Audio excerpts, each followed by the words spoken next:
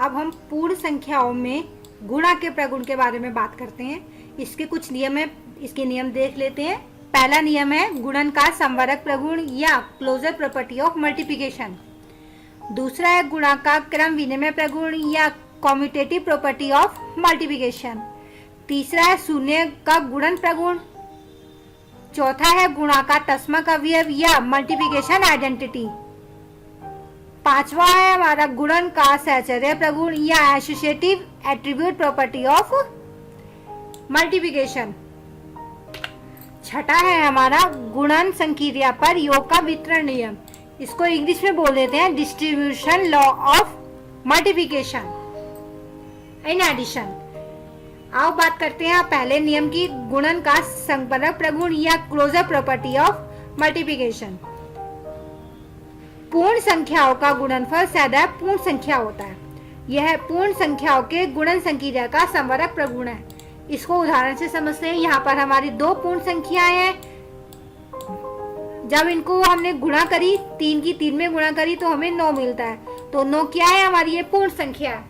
इसी तरह से हमने दूसरे उसमें दो पूर्ण संख्या ली है, एक है हमारी 5 और दूसरी है 2। जब इनको गुणा करते हैं तो हमें मिलता है 10। 10 हमारी क्या है, पूर्ण संख्या है। यानी कि जब दो पूर्ण संख्याओं को हम आपस में गुणा करते हैं तो हमें सदैव ही पूर्ण संख्या मिलेगी। ये गुणन का संवरक प्रगुण कहलाता है या क्लोजर प्रॉपर्टी ऑफ मल्टीप्लिकेशन कहलाएगी। दूसरे नियम के बारे में बात करते हैं। दूसरा नियम है हमारा गुणा का क्रम विनिमय प्रगुण या कॉम्यूटेटिव प्रॉपर्टी ऑफ मल्टीप्लिकेशन। पूर्ण संख्या युग्म में उनके क्रम को बदल देने पर भी गुणनफल समान होता है। इसे गुणन संक्रिया का क्रम विनिमय प्रगुण कहते हैं। इसको उदाहरण से समझते हैं। यहाँ दो पूर्ण संख्याएं हैं, एक है 9, दूसरी है 5। जब 9 की 5 में गुणा करते हैं तो हमें मिलता है 45। 45 क्या है हमारी, ये पूर्ण संख्या है। इसी तरह से अगर हम 5 को पहले लिख देते हैं और 9 को बाद में लिखते हैं तो भी हमें 45 ही मिलेगा इनकी गुणा करने पर। तो ये क्या चीज हुई, ये हमारी पूर्ण संख्या हुई। और ये गुणा का क्रम विनिमय प्रगुण या कॉम्यूटेटिव प्रॉपर्टी ऑफ मल्टीप्लिकेशन कहलाएगा। तीसरे नियम की बात करते हैं। ये है हमारा शून्य का गुणन प्रगुण। किसी पूर्ण संख्या और शून्य का गुणनफल सदैव शून्य होगा।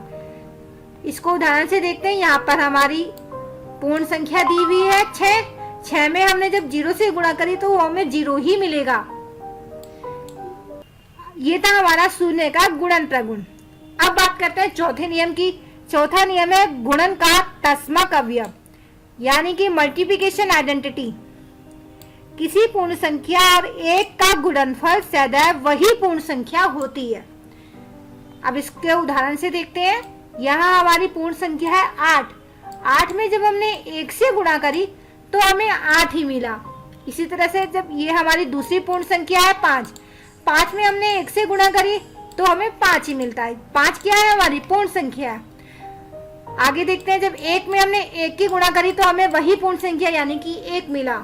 जब 0 की गुणा 1 में करते हैं तो हमें 0 मिलता है।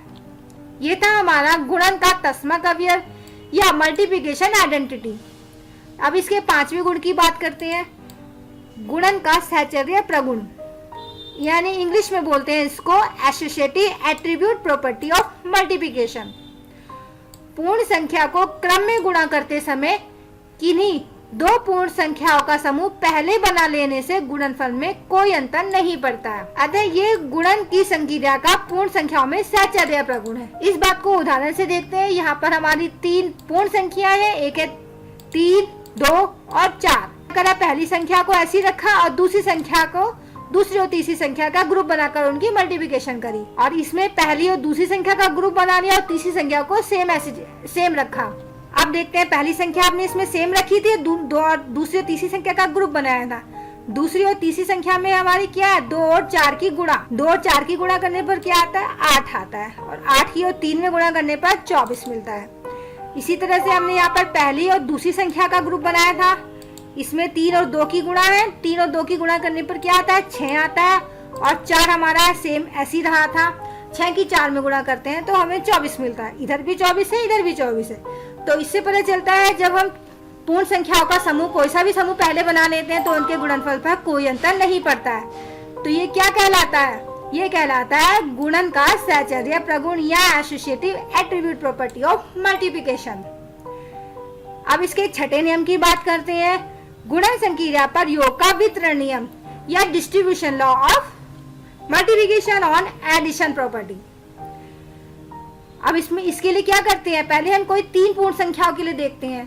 यहाँ पर पहली संख्या गुणा दूसरी संख्या प्लस तीसरी संख्या, इनको हमने जोड़ा है बाद की 2 संख्याओं को और पहली संख्या में गुणा करी है। इसी तरह जब बराबर रहेगा तो इसमें क्या करते हैं, पहली संख्या गुणा दूसरी संख्या प्लस पहली संख्या गुणा तीसरी संख्या। इस बात को उदाहरण से देखते हैं।